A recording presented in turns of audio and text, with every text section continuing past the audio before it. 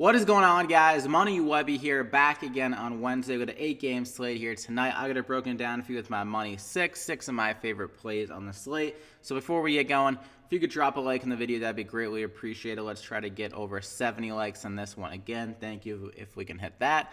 Yesterday, James Paxton just pooped his pants. Was absolutely terrible against the Mets. Just couldn't get any swinging strikes. Couldn't locate his pitches at all. So I don't know if he was still hurt a little bit or just didn't have his A stuff at all. But that was very disappointing. And also, it sucked even more because Dakota Hudson did really well. Our second pitcher who was really cheap, so Paxton could have just stepped up a little bit better. Would have been a nice combo with the pitching. Anthony Rizzo got walked, only got a single. And then, of course, he got pulled on his fourth at bat, which sucked. I was hoping for a home run from him. Story would have disappointed as well. Had the bases, or had a guy in second and third late in the game, got walked. So there was a couple opportunities left there for the hitters as well, which sucked. But hopefully the plays work out a little better here tonight. A little bit of better luck. Feeling pretty damn good about it. So let's hop right into it. First guy, I'm going to go with Barrios here at 10,300. Has pitched really well at home compared to on the road over the last 2 years. He was a lot better at home last year. Split's not as big, but still a little bit better at home. 3 more DraftKings points on average. And he's going against the Seattle team he struggled against last time, but I think he's going to bounce back here going against them. Their lineup is a little bit less scary, I would say. There's no more Jay Bruce, who's hitting very well for them in the beginning of the year. Mitch Haniger is out as well, one of their better hitters. And they got some lefties here where I think Barrios, he's been better against lefties over the last few years. So I think if you can work through those guys like Malik Smith, Vogelback, Kyle Seager, some of these other guys in the lineup, I think he can have a very good outing here and bring his A stuff. So at 10,300, feeling pretty good about it. There's some pretty solid pitching conditions. There is wind blowing to right field, but it's going to be pretty chilly.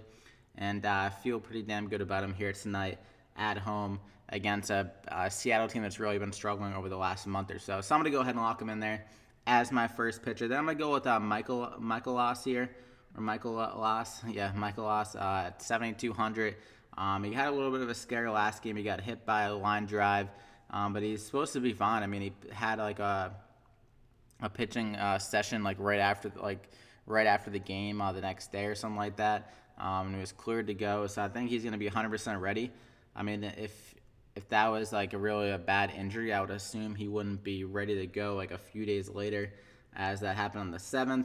I guess it could have been a good thing anyways because his pitch count was a little bit down, so maybe he's even more fresh for this game against Miami. And this sets up similarly to a perfect spot like it was for Dakota Hudson yesterday, where Michael Loss is a lot better against right-handed batters. He's a 264 WOBA allowed to them this year, almost near 400 against the lefties this year. And even last year, he was better, had a 224 WOBA allowed to right-handed batters. And the K rate is a little bit up against righties. And like I mentioned yesterday, the Miami Marlins have a lot of right-handed batters. So if he can just avoid any damage against the lefties, and not great lefties, then I think he can have another solid outing here. They're only implied 3.5 runs. Great pitching environment as well in Miami. So I'm going to go ahead and lock him in there as my second pitcher, and that leaves you with 4,000 remaining per hitter. So for my first guy, I'm going to go with Whit Merrifield here at 4,800. Always a great hitter against lefties. Facing one here tonight against Daniel Norris, and it's a good spot for him because I think he can go deep off Norris, and he also can get a stolen base. Norris is a lefty that can be stolen. This year he's allowed a few stolen bases. Last year he did, and on his last full season as well. And I believe 2017 he got allowed 15 stolen bases. So he is a guy that can be stolen on. Merrifield has a 278 ISO versus lefties in the year. He's 4 for 4 on stolen bases against them. And like I mentioned, Norris allows some home runs, allows some stolen bases. He's 6 for 16 with a triple. And I put home runs. I don't know if I meant to put 2 home runs down, but I think he went deep against them twice or something like that. So really good BVP against him. I think he can continue that here tonight at the top of the lineup. So I'm going to go ahead and lock him in there as my first hitter. I'm going to go with Nelson Cruz here at 4,800. Going to be facing against a lefty. They are starting off with a right-handed pitcher out of the bullpen for the first inning, doing that long relief and then kind of starting off guy out of the bullpen. But the guy they're putting out there isn't a great pitcher. He got absolutely smashed One of the last times he did this, where he opened up the game, he let up like maybe 2 home runs, I think, against the Astros in the first inning. So Nelson Cruz, he still has the power against righties, but even when they go to the long relief guy, Tommy Milone, he has really good power and ability against him in this spot. He's 6 for 20 with 2 home runs against him in his career. And against lefties this year, this guy has like the craziest splits I've ever seen, considering his hard contact ability. He has an 81% hard contact and a 424 ISO versus lefties in the year. So when Tommy Milone comes in, Cruz, there's a likely chance he's going to be able to laser one. It's just a matter of fact of whether it drops. And hopefully he goes for a home run. This guy has been an absolute fire recently. I had 4 straight home runs prior to the last night.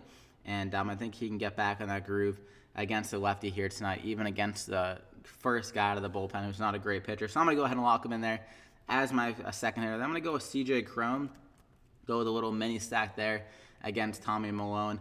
Cron, another guy, really good stuff against lefties. A 404 ISO and a 477 WOBA against them. Has good power in general against lefties and righties, but a little bit better against lefties, obviously. And like I mentioned with Tommy Milone, he is a guy that isn't a great strikeout pitcher. So with guys like Nelson Cruz and CJ Cron, they are really good power, but they do kind of fall victim to strikeouts every now and again. But with Tommy Milone, not really having that crazy movement stuff, it's not really going to fool you. I think guys like Cron and Cruz, if they connect with one, can definitely go deep. And I think one of the 2 guys has a really good shot at going deep. So I'm going to go ahead and lock him in there as my third hitter. Then I'm going to go with Vladimir Jr. here. Vlad Guerrero Jr. 4,200, really good price tag for a guy in Baltimore, going against one of the worst pitchers in all of baseball this year, David Hess. So Vlad Guerrero Jr., he has a 192 ISO versus righty pitchers, pretty solid, 45% hard contact rate, going to be in Baltimore, good hitting park. And against David Hess, like I mentioned, this guy has been absolutely abysmal against right-handed batters, allowing 4.1 home runs per 9 to them. And his FIP at home, like an analytical stat for showing how well he's pitching compared to ERA, is 9.1, which is very high. A good one is like around 3. Average is around 4, but he has like double of like a normal pitcher. So he's really bad at home, allowing a ton of home runs here. And I think Vlad Guerrero can definitely go deep off him if he connects with one. Seeing how bad he's been against right-handed batters so far this year. So I'm going to go ahead and lock him in there at 4,200. Solid price tag. So you got Jose Barrios, Michael Loss, CJ Cron, Vlad Guerrero, Merrifield, I skipped him, and Nelson Cruz as the final batter. So I hope you enjoyed it. Slap a like if you did. Let's try to get over 70 likes. Subscribe to the channel if you haven't. So like I mentioned, really good ability, I think, here for these guys. Barrios, been better against lefties. It's a good amount of lefties in the lineup right now. Michael Loss, very good against righties. Miami has a ton of right-handed batters in Miami. Not a really scary team. I think they'll bounce back after that injury scare last game. CJ Cron, really good stuff against lefties. Merrifield, great against lefties. Stolen base ability. Nelson Cruz, great against lefties. And David Hess, an absolute ticking time bomb against Vlad Guerrero. So I hope you enjoyed it. Good luck here tonight. Hope you won some money. We'll see you back here again next time.